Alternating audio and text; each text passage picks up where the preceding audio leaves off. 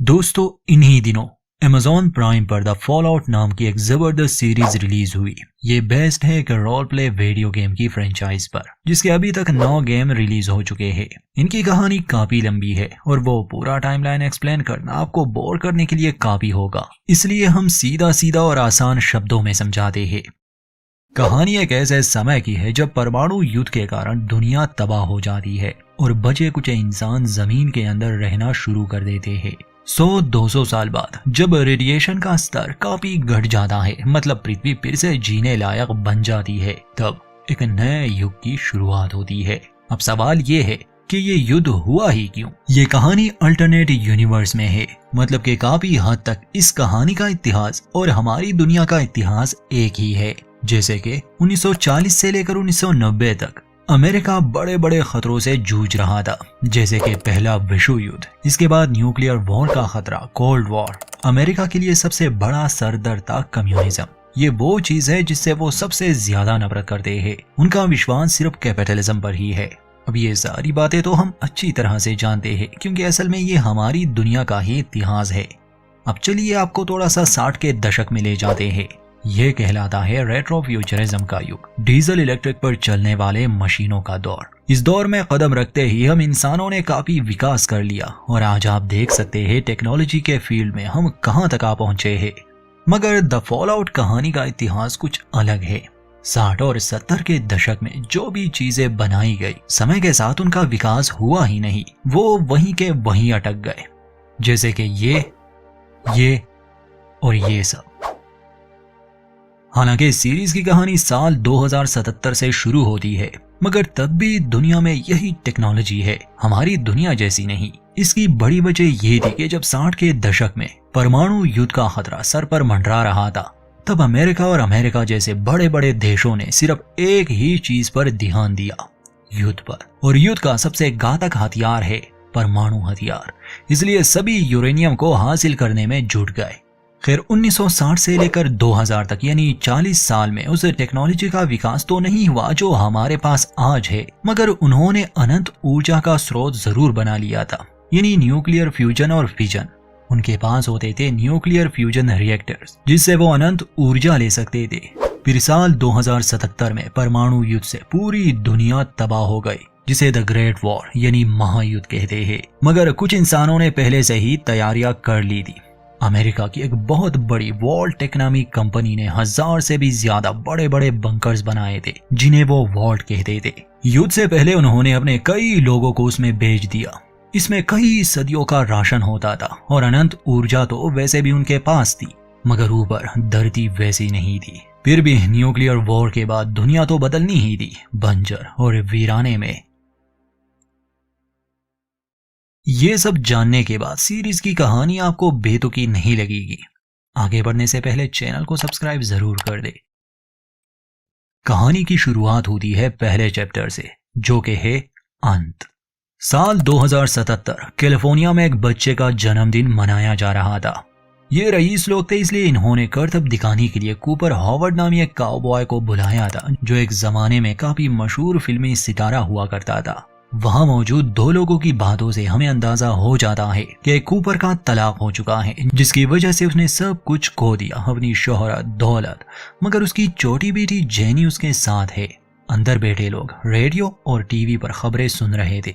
ये साल 2077 है, मगर आप देख सकते हैं वही पुराने जमाने के रेडियो और टीवी चल रहे हैं। जैसे कि हमने शुरू में इसका जिक्र किया था कि इस तरह की टेक्नोलॉजी का विकास नहीं हुआ।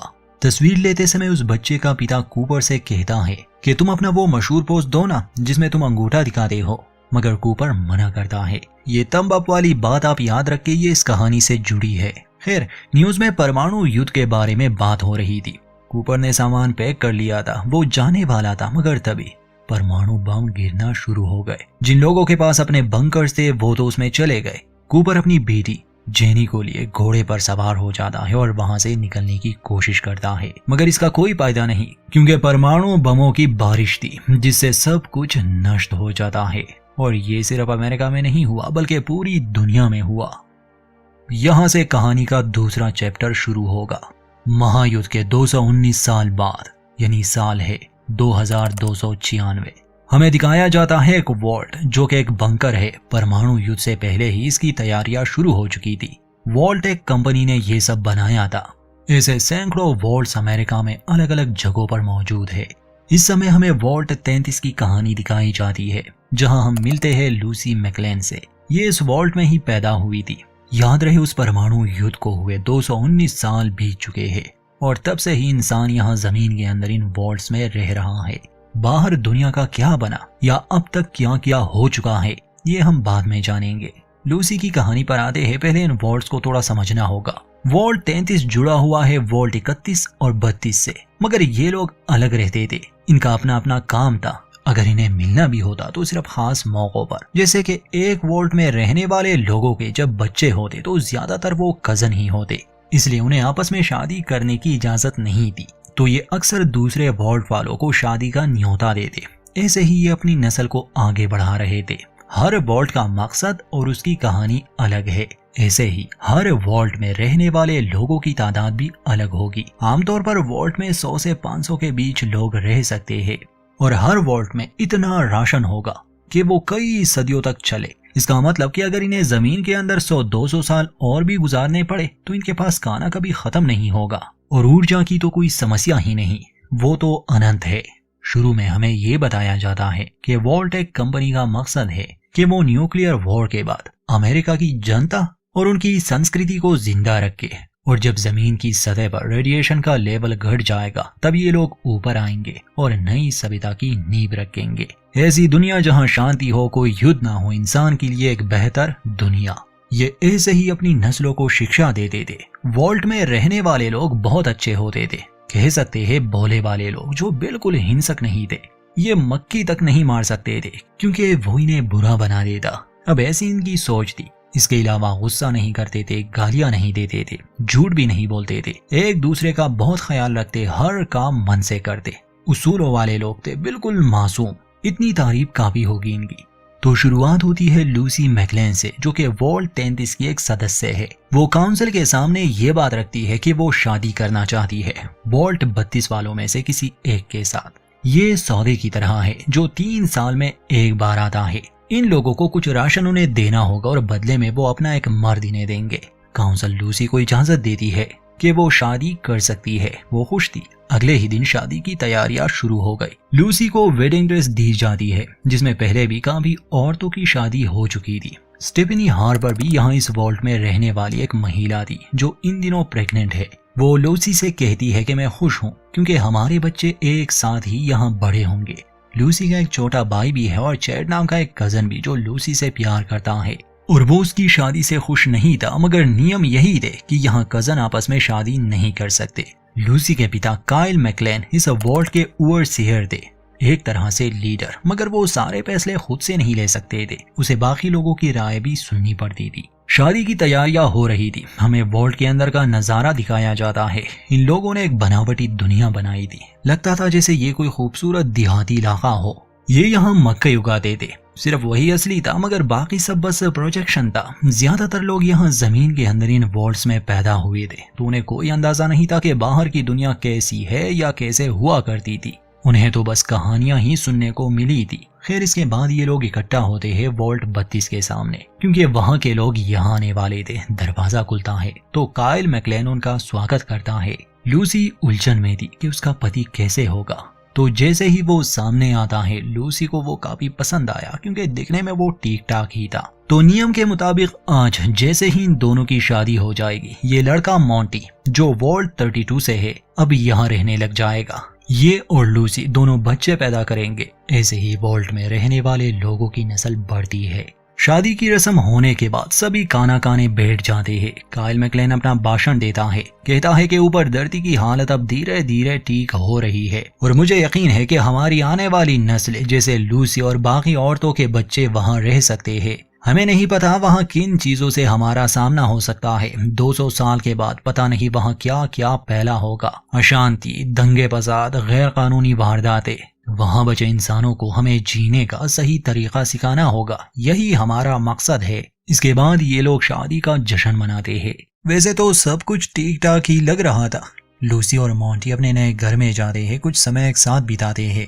लूसी खुश थी कि उसे एक जीवन साथी मिल गया, मगर मॉन्टी काफी अजीब था। ये थोड़ी ही देर में हमें और लूसी को समझ आ जाएगा कि ऐसा क्यों था। लूसी का छोटा भाई नॉम मैकलेन, उसे तो शुरू से ही वॉल्ट 32 से आए लोगों पर शक था, इसलिए अपना शक दूर करने के लिए वो वॉल्ट 32 में जाता है और ये देखकर तो उसके होश उड़ गए कि वहाँ सब कुछ बर्बाद पड़ा है।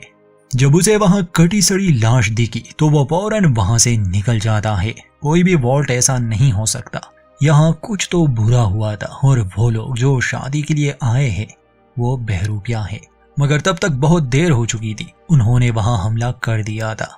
ये है रेडर्स, हमलावर, ऐसे लोग जो वॉल्ट वालों से नफरत करते हैं और ये ऊपर रहते हैं, यानी धरती की सतह पर। इनका मकसद हमें बाद में समझ आएगा, मगर ये बेरहम लोग हैं क्योंकि ये वॉल्ट 33 वालों को इतनी बेदर्दी से कत्ल करना शुरू कर देते हैं कि उन पर कोई रहम नहीं दिखाते।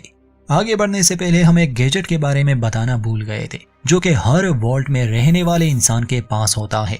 ये कहलाता है पिप बॉय। जैसे कि हमारे पास कंप्यूटर और सेलफोन है, ये इन लोगों के लिए ऐसे ही काम करता, मगर ये इतना एडवांस नहीं था। इसमें बस कुछ ही फंक्शंस होते, जैसे कि map, radio, tracking device, compass और सेंसर, बल्कि ये कलर में भी नहीं होता था। तो इसमें लगे सेंसर से लूसी को अंदाजा हो जाता है कि उसके दूल्हे का रेडिएशन लेवल काफी हाई है। इसका मतलब कि वो यहाँ से नहीं बल्कि ऊपर सतह से है। और तभी उसे बाहर शोर सुनाई दिया, मतलब कि उसके लोगों का कत्लेआम शुरू हो चुका था। मॉन्टी एक चाकू लिए लूसी को मारने के लिए बढ़ता है। लूसी अपने बचाव में लड़ती है और उसका चेहरा बुरी तरह से बिगाड़ देती है। बाहर आते ही लूसी को ये दिल दहला देने वाला मंजर देखना पड़ता है कि उसके वॉल्ट पर हमला हो चुका है और लोगों को बेदर्दी से कत्ल किया जा रहा है। सबसे पहले वो आर्मरी में जाती है, मगर हथियार पहले से ही ले लिए गए थे। एक ट्रैंकुलाइजर गन लिए अपने लोगों को बचाने की कोशिश करती है वो, मगर उनके काफी लोग मारे जा चुके थे। स्टीफनी हार्पर नामी औरत का पति इस हमले में मारा गया। गुस्से में आकर वो उन रेडर से लड़ने लगी, मगर अफसोस कि उसे अपनी एक आंख गंवानी पड़ी। वॉल्ट का वो प्रोजेक्टर भी जल चुका था। अपने भाई को बचाने के लिए लूसी उसे एक जगह में छुपा देती है। वो मॉन्टी नाम का लड़का अभी भी मरा नहीं था। वो जख्मी हालत में फिर से लूसी को मारने आ गया, मगर काइल मैकलेन वहां मौजूद था, इसलिए वो अपनी बेटी को बचा लेता है। काफी लोगों को बंदी बना लिया गया था। वॉल्ट 32 के दरवाजे पर पहुंचकर लूसी और उसके पिता देखते हैं कि उस रास्ते में बॉम्ब रखा गया है। रेडर्स और उनकी लीडर वहां खड़ी थी। काइल कहता है कि अब मैं तुम्हें पहचान गया। असल में ये औरत ही रेडर्स की लीडर है। इसका नाम मोल्डेवर है, कहानी की एक अहम किरदार। अब इसके और काइल मैकलेन के बीच क्या दुश्मनी थी ये अभी हमें मालूम नहीं होने वाला, बाद में। मोल्डेवर काइल से कहती है कि तुम मुझे तो पहचान गए, पर क्या तुम्हारे लोगों को पता है कि वो कौन है? ये लोग मोहताज है तुम्हारे, क्योंकि इनकी जिंदगी तुम्हारे हाथ में है। तो बताओ तुम किसे बचाना चाहोगे, अपनी बेटी को या इन लोगों को? काइल कुछ समय के लिए सोचता है, फिर अपनी बेटी को वहां के एक सेफ कंपार्टमेंट में बंद कर देता है। मोल्डेवर के लोग काइल को बेहोश करके अपने साथ ले जाने लगे। लूसी उन पर चिल्लाती है, पूछती है कि तुम इन्हें कहाँ ले जाने वाले हो? तब मोल्डेवर उसके करीब आकर कहती है कि असली दुनिया में तुम्हें भी वो देखनी चाहिए, तुम बिल्कुल अपनी माँ पर गई हो। ये कहकर वो लोग निकल जाते हैं। बॉम्ब को एक्टिवेट करके वॉल्ट के बाकी लोगों को उन्होंने मौका दे दिया था खुद को बचाने का, इसलिए विस्फोट से पहले ही वो वॉल्ट में छुप जाते हैं। इस धमाके से इनके वॉल्ट को ज्यादा नुकसान तो नहीं पहुंचता, ना ही ये रेडर ज्यादा कुछ ले गए थे सिवाय काइल मैकलेन के। हाँ, वॉल्ट के काफी लोग मारे जा चुके थे। जो बच गए थे वो लाशों को डिस्पोज करते हैं। वॉल्ट की साफ सफाई करके उसे फिर से जीने लायक बना देते हैं, मगर इनके पास कोई ओवरसियर नहीं था, मतलब कोई लीडर नहीं था। फिलहाल सभी मिलकर फैसला ले रहे थे। एक मीटिंग होती है। लूसी सबसे कहती है कि हमें मेरे पिता को ढूंढना चाहिए बाहर जाकर, मगर कोई भी इस फैसले के हक में नहीं था, क्योंकि बाहर जाना वो भी इतनी जल्दी ये इनके प्लान का हिस्सा नहीं। इससे पूरा वॉल्ट एक खतरे में पड़ जाएगा। प्लान के हिसाब से इन्हें यहीं पर रहना होगा। ये बात लूसी को अच्छी नहीं लगती, क्योंकि उसे अपने पिता की चिंता थी। तो चैट और अपने भाई नॉम की मदद लिए वो वॉल्ट से बाहर जाने का फैसला करती है, ताकि वो अपने पिता को ढूंढकर वापस ला सके। हालांकि वॉल्ट से बाहर जाने पर सख्त पाबंदी थी, मगर लूसी ये नियम तोड़ देती है। चैट भी उसके साथ जाना चाहता था, मगर बाहर की दुनिया जालिम हो सकती है। लूसी चालाक थी, इसलिए जैसे ही चैट गेट को खोल देता है, क्योंकि चैट गेट कीपर था, लूसी उसे बेहोश कर देती है। वो किसी और की जान खतरे में नहीं डाल सकती थी। और उसका भाई नॉम तो खुद ही कह देता है कि मुझ में इतनी हिम्मत ही नहीं कि मैं बाहर की दुनिया में जा सकूं। दरवाजा खुलता है, सूरज की रोशनी लूसी पहली बार देख रही थी। तब कुछ लोग उसे रोकने भी आते हैं मगर देर हो चुकी थी। लूसी जैसे ही बाहर की दुनिया में कदम रखती है, सबसे पहली नजर उसकी लाशों पर पड़ी। वो लाशें जो न्यूक्लियर ब्लास्ट की वजह से राख बन गई थी। लूसी के सामने एक उजाड़ दुनिया के सिवा कुछ नहीं था, जहां हर तरफ तबाही के सबूत थे। आगे देखेंगे लूसी का सफर उसे कहां ले जाता है, क्योंकि ये दुनिया उसके लिए बहुत अलग होने वाली है। जहां उसकी परवरिश हुई थी वो लूसी के लिए किसी स्वर्ग से कम नहीं था, और अगर वो स्वर्ग था तो यकीनन इस दुनिया को नर्क कहना गलत नहीं होगा। यहाँ तक हम कहानी में दो तरह के लोगों से मिले, वॉल्ट वाले लोग और रेडर्स। दोनों ही एक दूसरे से बहुत अलग है। अब हम मिलेंगे तीसरे किस्म के लोगों से, जो कि एक मिलिट्री है, एक तरह की सेना, जिसे द ब्रदरहुड ऑफ स्टील कहते हैं। ये लोग वॉल्ट में नहीं रहते, ये धरती पर रहने वाले लोग थे। अब ये उस न्यूक्लियर वॉर से कैसे बचे, या इस सेना की शुरुआत कैसे हुई, कब हुई और किसने की, ये सारी डिटेल हमें शायद आने वाली कहानी में पता चल जाए। मगर ब्रदरहुड ऑफ स्टील सेना का मकसद हमें साफ साफ समझाया जाता है। ये उस टेक्नोलॉजी को ढूंढकर इकट्ठा करते हैं जो महायुद्ध से पहले इस्तेमाल हुई थी। शायद धरती पर सिर्फ यही लोग थे जिनके पास हेलीकॉप्टर्स थे और एक बड़ा एयरशिप था। इसके अलावा इनके पास कुछ खास सैनिक होते थे जिन्हें नाइट्स कहा जाता था। इन नाइट्स के पास खास तरह का आर्मर होता था, एक कवच जो फ्यूजन रिएक्टर पर चलता था, और ये काफी शक्तिशाली होता। इन 200 सालों में काफी युद्ध भी हुए और ये सेना अभी तक टिकी थी, शायद अपनी टेक्नोलॉजी के बल पर। हर नाइट के साथ यानी कवच पहनने वाले के साथ एक स्क्वायर होता, उसका एक खिदमतगार जो उसकी मदद करता मिशन के दौरान, जैसे उसकी साफ सफाई करना, उसे खाना देना, पानी देना, उसका हर हुक्म माना। स्क्वायर किसी गुलाम की तरह नाइट के हर आदेश का पालन करता था। ब्रदरहुड में सैनिकों का माइंडसेट ऐसा रखा जाता कि उनका सबसे बड़ा धर्म ही ब्रदरहुड की रक्षा करना है, उसके बाद मिशन का और अपने आका यानी नाइट का। आर्मर पाने के लिए तो सभी पागल थे, मगर नाइट की सेवा करने में भी ये लोग गर्व महसूस करते थे। अब इन लोगों के बारे में भी हम थोड़ा बहुत जान गए। इस कहानी का किरदार है मैक्सिमस नाम का एक मामूली सैनिक जो बचपन में जन्नत जैसी जगह में रहता था। शेडी सैंड्स उस जगह का नाम था। न्यूक्लियर ब्लास्ट के बाद बचे कुछ लोगों ने कैलिफोर्निया रिपब्लिक की स्थापना रखी और एक शहर आबाद किया यानी शेडी सैंड्स। मगर फिर उस पर हमला हुआ। मैक्सिमस छोटा था तब जब उसका घर उजड़ गया। ब्रदरहुड ऑफ स्टील सेना ने उसे पनाह दी, बड़ा किया, मगर वो ज्यादा कुछ ना बन सका। बाकी सैनिक उसे मारते पीटते, उसका अपमान करते। मैक्सिमस का सपना था कि उसे अपना कवच मिले, वो भी एक नाइट बन जाए, मगर ऐसा होना ये मुमकिन तो नहीं लग रहा था। बचपन में एक नाइट ने उसकी जान बचाई थी और इस बात ने उस पर एक गहरा छाप छोड़ दिया था। मैक्सिमस और बाकी सैनिकों को सिखाया जाता कि अगर उन्हें मिशन पर भेज दिया जाए तो वो हर उस टेक्नोलॉजी को ढूंढकर यहाँ लाएंगे जो महायुद्ध से पहले बनाई गई थी। उसी दिन सेना का एयरशिप वहां आता है, जिससे चमकते दमकते कवच पहने नाइट्स बाहर निकलते हैं और सभी सैनिक उन्हें देख रहे थे, वो भी हैरानी से। असल में इन सभी नाइट्स को एक मिशन पर भेजा जा रहा था, क्योंकि इनक्लेव नामी जगह से एक नागरिक भाग चुका है और उसके पास एक खास चीज थी। इनक्लेव ऐसी जगह है जहां पर अलग तरह के प्रयोग होते हैं, खासकर जानवरों पर। वो जगह आगे की कहानी में हम देख लेंगे। मैक्सिमस की डैन नाम के एक बंदे या ये कहे कि बंदी के साथ दोस्ती थी, क्योंकि ये एक ट्रांस है। इन नाइट्स के लिए स्क्वायर्स को चुनना था, जो कि यहाँ के धर्मगुरु चुन लेते हैं। ये जानकर मैक्सिमस को बहुत बुरा लगता है कि उसे नहीं चुना गया, बल्कि उसके दोस्त डैन को चुना गया है। इस बात से वो बहुत निराश था, क्योंकि नाइट बनने का सपना उसका बचपन से था। अगले दिन डैन चीखते चिल्लाते हुए सबको जगाती है, क्योंकि किसी ने उसके जूते में एक ब्लेड रख दिया था, जिससे उसका पैर बुरी तरह घायल हो गया। सभी का शक मैक्सिमस पर था कि उसने ये किया होगा, पर डैन तो उसका दोस्त है।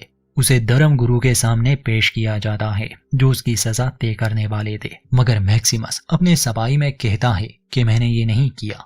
हाँ, मैं एक स्क्वायर बनना चाहता था, ये मेरा सपना था। इस ब्रदरहुड ने मुझे बहुत कुछ दिया और इसके लिए मैं अपनी जान भी दे सकता हूँ, मगर डैन को मैंने जख्मी नहीं किया। खैर, धर्मगुरु को उसकी ये बातें पसंद आती है और बजाय इसके कि वो उसे सजा दे, वो उसे एक स्क्वायर बना देता है डैन की जगह। वो टाइटस नामी नाइट का खिदमतगार बनेगा। मैक्सिमस पर एक मोहर लगाई जाती है। इसके बाद उन्हें मिशन के बारे में जानकारी दी गई कि उन्हें इनक्लेव से भागे एक इंसान और उसके कुत्ते को ढूंढना है और यहाँ लाना है, क्योंकि उसके पास कोई खास चीज है जो सेना के लीडर्स को चाहिए। मिशन की जानकारी मिलते ही सभी नाइट्स और नाइट्स के साथ एक एक स्क्वायर उस चॉपर में सवार हो जाते हैं और उस इलाके के लिए निकलते हैं जहां ये भगोड़ा इन्हें मिल सकता है। दिल ही दिल में मैक्सिमस बहुत खुश था कि अब उसका सपना पूरा होने वाला है, वो एक नाइट के साथ काम करेगा। तो आगे देखेंगे कि ये नाइट और मैक्सिमस कहां पहुंचते हैं। एपिसोड के अंत में हमें 3 बाड़े के कातिल दिखाए जाते हैं जो कि एक म्यूटेंट को लाने वाले थे। उस म्यूटेंट को एक कब्र में जिंदा दफनाया गया था। यहाँ हमें इस कहानी के एक नई प्रजाति से मिलवाया जाता है जो है म्यूटेंट्स, और कहानी में उन्हें गॉल्स कहा जाता है यानी पिशाच। ये कभी इंसान हुआ करते थे मगर ज्यादा रेडिएशन की वजह से इनका शरीर परिवर्तित हो गया, जिसके फायदे भी है और नुकसान भी। फायदे ये कि इनका शरीर जल्दी हील हो जाता, ये रेडिएशन को झेल सकते थे, और सबसे अहम कि इनकी जिंदगी बहुत लंबी हो जाती। मगर इन्हें एक खास किस्म की दवा खानी पड़ती, वरना फिर ये बिल्कुल ज़ॉम्बी बन जाते और किसी पर भी हमला कर सकते थे। और हाँ, इनकी नाक भी नहीं होती। तो यहाँ तक हमने कहानी में 5 प्रकार के लोगों को देखा। वॉल्ट में रहने वाले लोग जिनका रहन सहन बहुत अलग है। दूसरा, रेडर्स जो अपने हक के लिए लड़ते हैं। अब उनका हक या मकसद क्या है, वो बुरे है या अच्छे, ये अंत में समझ आएगा। तीसरे किस्म के लोग वो सेना है यानी ब्रदरहुड ऑफ स्टील। और चौथे ये म्यूटेंट्स या गॉल्स, क्योंकि ये भी इस कहानी का अहम हिस्सा है। और आखिर में आम जनता। बाड़े के ये कातिल उस म्यूटेंट को कब्र से निकाल देते हैं, जो कि और कोई नहीं बल्कि 200 साल पहले हमने जिसे देखा था वही कूपर हावर्ड है। मगर अब वो मौत की मशीन बन चुकी है क्योंकि वो एक पिशाच है। ये लोग जो उसे कब्र से बाहर निकालते हैं वो कूपर के सामने एक प्रस्ताव रखते हैं, एक सौदा। मगर कूपर उनके सौदे को टुकरा देता है और तीनों को वही मार देता है। इसके बाद वो अपने रास्ते निकल गया और यहीं पर एपिसोड 1 का अंत होता है। दोस्तों, पहले एपिसोड में हमने काफी बातें समझ ली, इसलिए आगे की कहानी देखते समय हमें कोई मुश्किल नहीं होगी। तो जुड़े रहिए, ये कहानी कंटिन्यू है। इसके बारे में अपनी राय जरूर दें और हमारी वीडियो अच्छी लगे तो लाइक करें और चैनल को सब्सक्राइब जरूर कर दें।